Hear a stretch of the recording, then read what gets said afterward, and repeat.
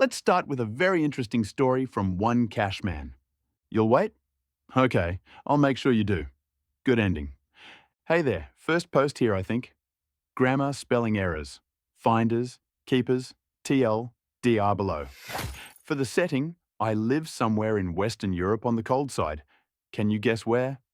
I work at a supermarket, quite the big one, and in our city, we were dubbed number one for a few years. That may or may not have been due to my presence. Kidding, I am a mere restocker and vegetable man guy. Every week, we have list of products on sale, but we have a rather large product range. This causes cases where only the 500 grams package of, let's say, cherries are on sale while the small, 250 grams, and big, 1 kilogram, are not. Cast. Me, yours truly, B boss, AC, annoying customer, messes with my co-workers, boss, shelves, and tries to win every single cent he can.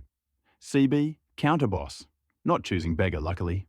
Also, S equals 250 grams, M equals 500 grams, and L equals 1 kilogram for the cherries.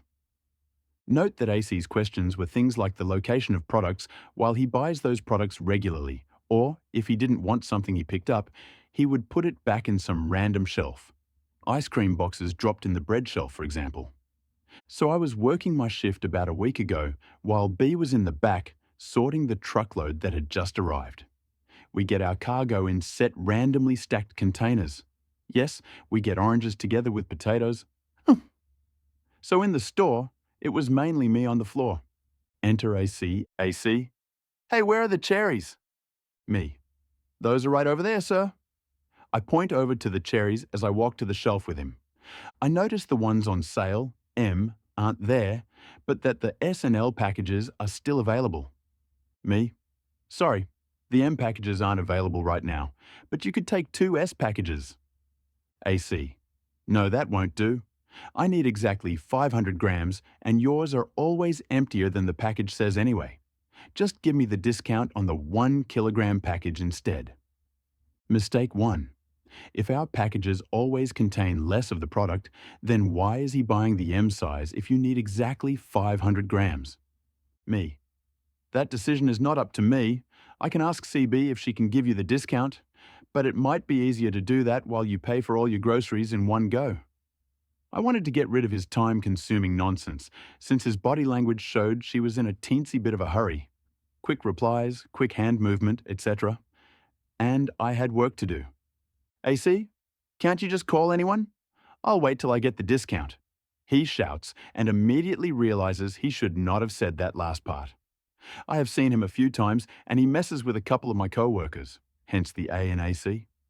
Mistake 2.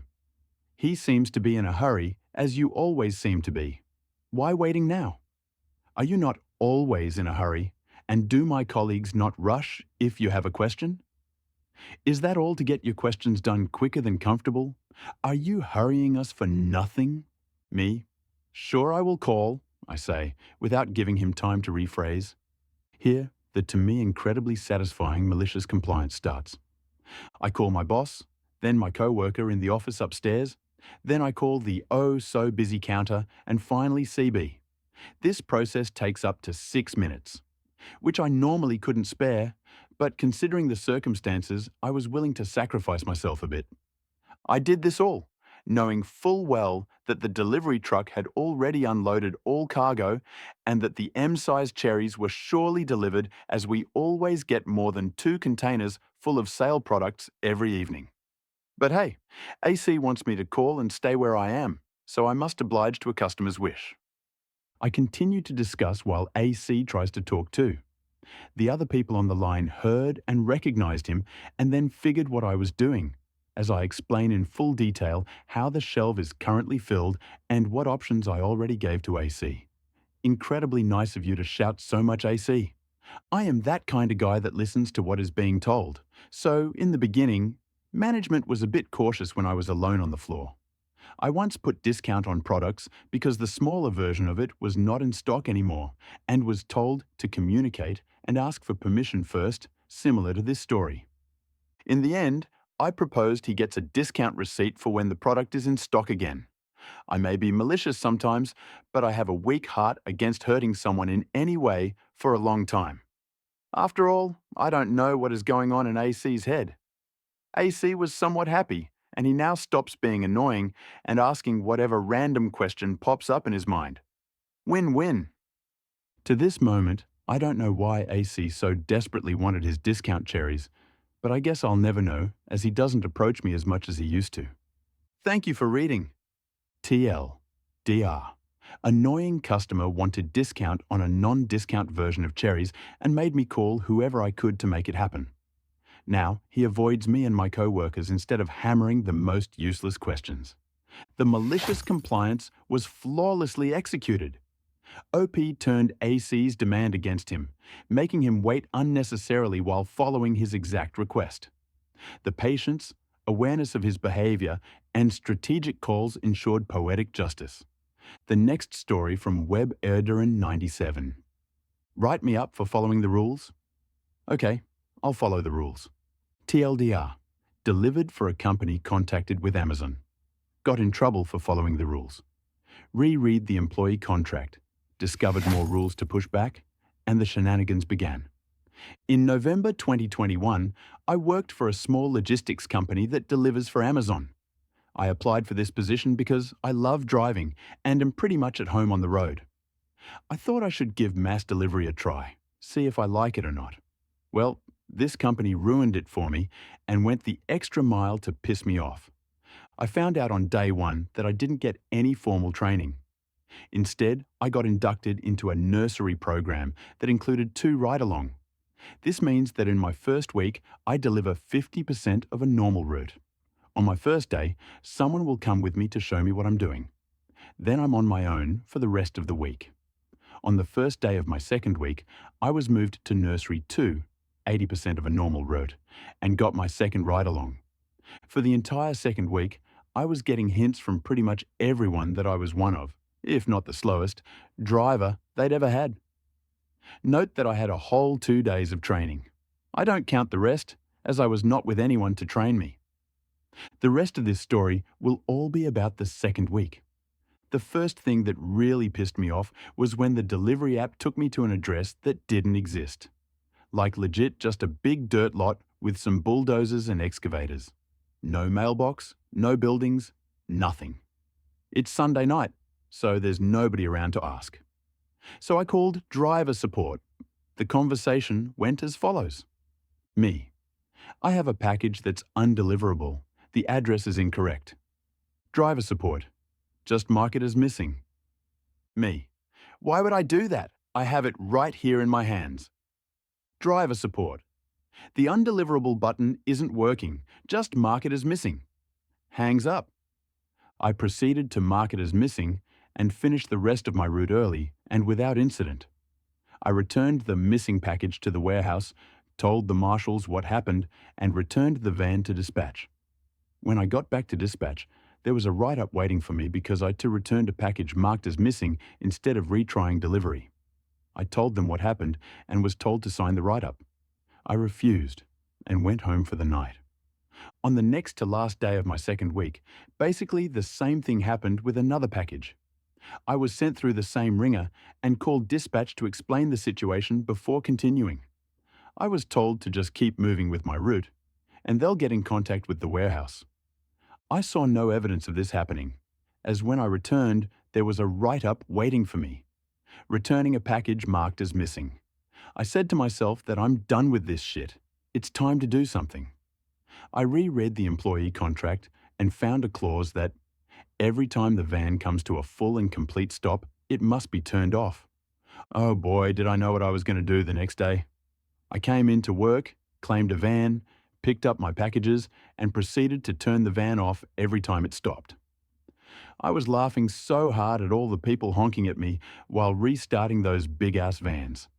After about 2 hours and at least 150 restarts, it wouldn't turn over anymore. I called dispatch and requested a rescue van. I then killed the rescue van and the rescue van for the rescue van. I killed 3 vans in 1 day LOL. When I returned to dispatch over an hour late, they asked me what happened. The nice way of asking, What do you think you're doing, LOL? I said I was following the contact and proved myself correct in front of my dispatcher. He wrote me up for unsatisfactory performance, and I pointed out that that makes 3 write-ups in a month. If he wants me to sign that, he'll have to call the boss in, then explain why I'm being written up again. I said, yeah, call your boss. I'm sure she'd love to hear why she's being called in at 9:45 at night. He dropped the write-up. I followed up by asking if one of the faster drivers could meet me at the warehouse 10 minutes early to discuss van organization. He agreed to this. I didn't show up the next day.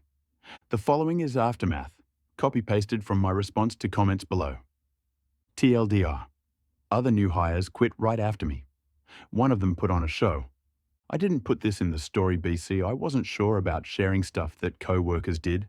However, this story is getting popular and people are sharing their opinions and experiences. Of course, I'll add some juicy details. Everybody in the following story has been renamed for safety reasons. When I didn't show up the next day, I was Facebooked by a dude that we'll call Aaron. He just wanted to make sure I was okay. I said I was doing okay and explaining what happened. He then told me that this was the final straw for him, as he thought he was getting shit from Dispatch BC. He wasn't a very good delivery driver. I had been told by multiple dispatchers that I was one of, if not, the slowest drivers they've ever had. Aaron said he was told this several times and believed it. This is because other new hires like me were finishing much earlier than he was. He decided he had had enough, and we made a group chat on Facebook that had all the new hires in it. I explained why I quit and advised the others to get out before anything goes down at dispatch. I purposely took the time to explain that what I did was not the best way to quit, and that I'm not necessarily recommending that they do the same thing I did. All but one of them got back to the group the next day and said they just didn't show up. Several of them got calls asking if they wanted to continue their employment, as they'd have to meet with the boss lady. This was news to all of us, as the employee contract specifically stated that no call, no shows will not be tolerated. Basically, if you don't show up and don't call them to say you're not coming, then they consider that grounds to terminate your employment. Naturally, nobody called the boys lady back. I heard back from the last guy a day later. He said he showed up the day that everyone else just didn't show up, said hi, and chatted with people, signed in, claimed a van and route number, and left with the convoy to go pick up their packages to deliver. This is the normal beginning of a day working for these companies. However, when he got to the warehouse, he started an argument with the marshals, formally refused to pick up any packages, drove the van back to dispatch, gave them their keys and whatnot back, and left. Essentially, he waited until they fully expected him to do his job, and then didn't do his job. There's burning bridges like I did, then there's drying up the river just to fill it with gasoline. What he did is definitely funny from my perspective, since dispatch went the extra mile to piss me off, but that doesn't mean I condone his actions. Hilarious? Definitely. Good idea?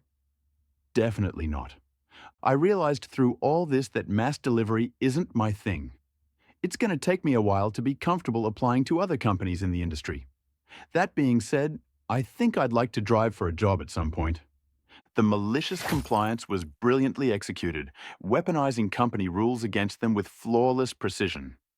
Killing 3 vans in one day exposed their hypocrisy while making their own policies backfire. The next story from Infinite Simul Ego. You are the account manager? Good. Now they are yours to lose. TLDR? My boss asks me to just stick to my job role and not go above and beyond. I comply, leading to loss of a huge client and potential revenues. I work as a manager for a reputed institution in the learning, development, and consulting field.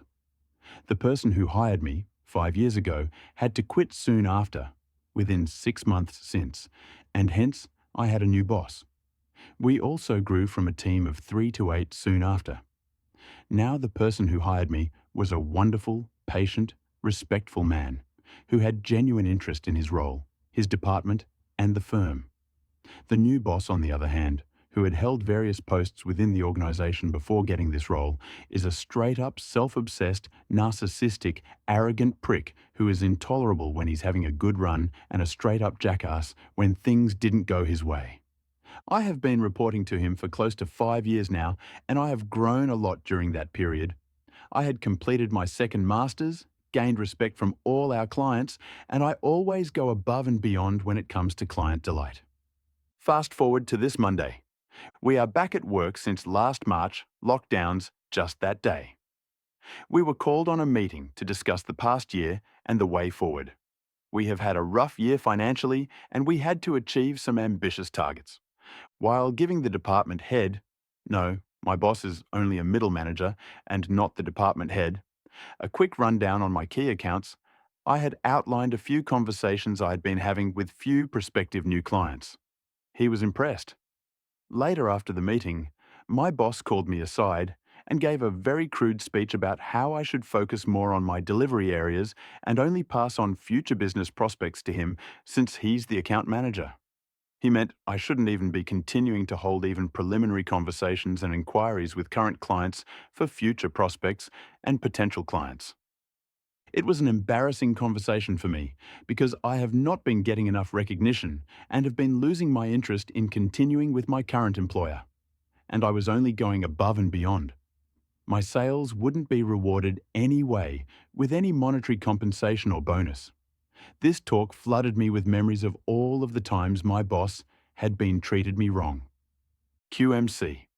I have since been calling off all prospective clients and passing off his contact as my boss, as the one to continue discussions with, and that I would not be part of the calls.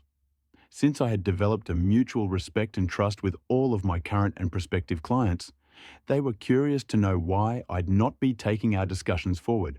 A huge departure from the way they have known me as a client-facing manager and generally as a person.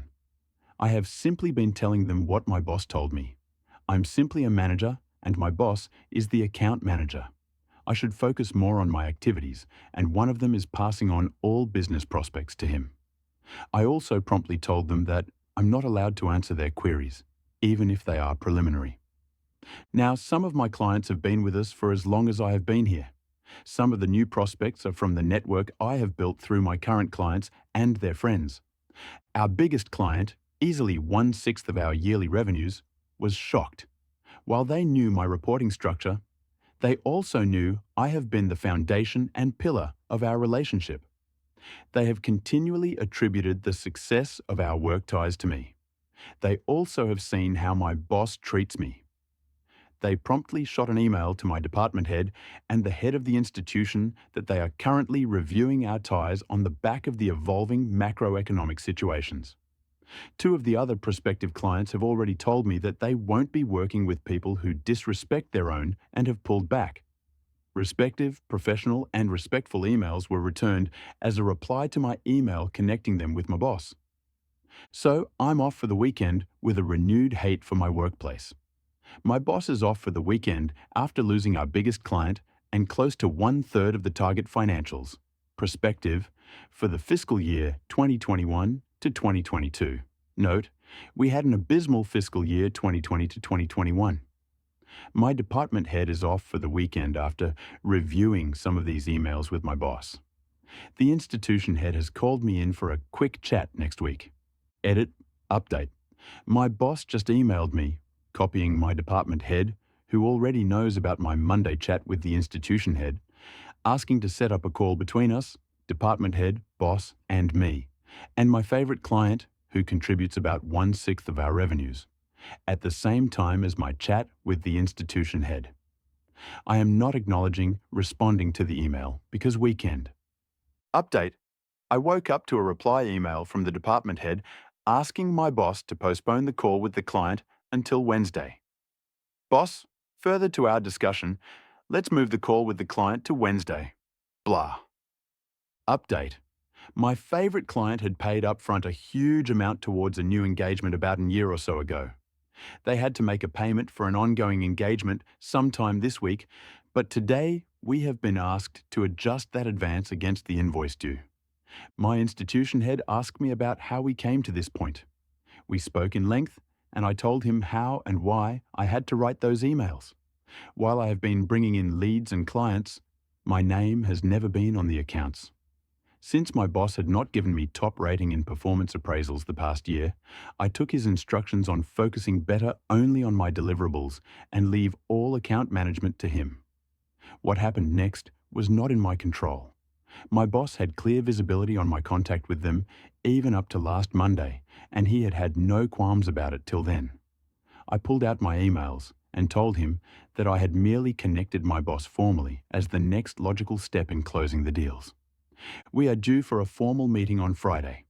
My head of department, my boss, the institution head, and me. I may be given added responsibilities going forward. Fingers crossed. Update after the Friday meeting.